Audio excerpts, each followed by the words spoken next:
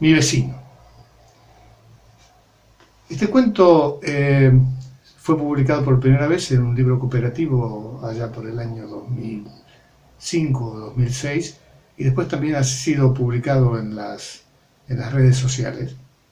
Y es realmente uno de los cuentos que a mí me gustan porque tiene, bueno, mejor que te lo cuente.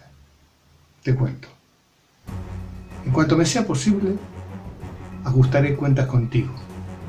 Interpreté que me decía, con la mirada, al tiempo que me señalaba con el índice amenazador. Yo no le hice caso. No me caía bien. Y tampoco yo a él. ¿Qué me había hecho? Pues nada. Solo que no me agradaba, y cuando alguien se me planta entre ceja y ceja, la tiene clara. Al día siguiente me desperté justo cuando el repartidor lanzaba los periódicos a lo largo de mi calle. Me levanté y fui sigiloso hasta el porche de su casa. Sabía que él no saldría a buscarlo hasta las 8 de la mañana. Me escondí detrás del seto y se lo hice añicos. Luego sembré los trocitos de papel por todo el jardín. Estaba seguro que me adjudicaría la autoría, pero, como no podía probarlo, cuando regresó del trabajo pasó a mi lado y me dirigió una cara de odio. Yo no dije nada, me reí y le saqué la lengua a sus espaldas. Estaba convencido de que me tenía miedo. Al llegar la noche, decidí hacerle algo peor.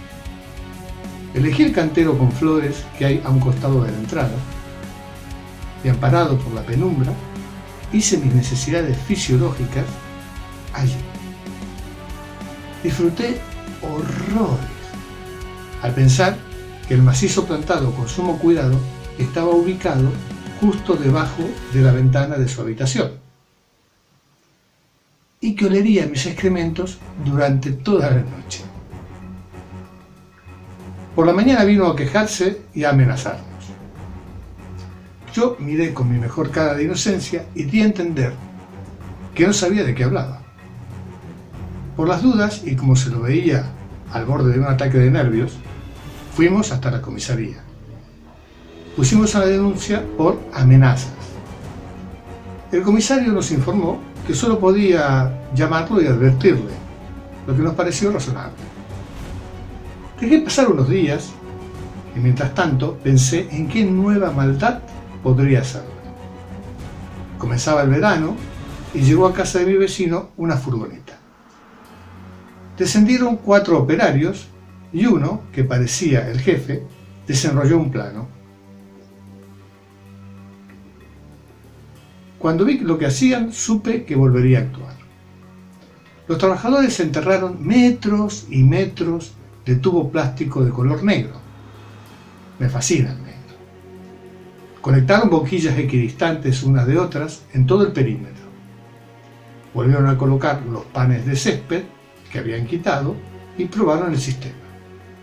El vecino había hecho instalar un riego por aspersión para mantener su bello césped. Me relamí de gusto. Llegó el domingo por la mañana y, como casi siempre, mi vecino salió con su caña de pescar y su maleta repleta de cebos y anzuelos. Recién comenzaba a despuntar el sol en el horizonte. Esperé a que su coche se alejara, entré al jardín, desenterré el sistema de riego y se lo destrocé. Cuando regresó era ya mediodía. Tenía aspecto de satisfecho. Con seguridad una buena mañana de pique, pensé. Observé con curiosidad la cara de estupor que se le quedó al ver el jardín. Tiró caña, valija y nevera al suelo y salió corriendo hacia el cuarto de las herramientas.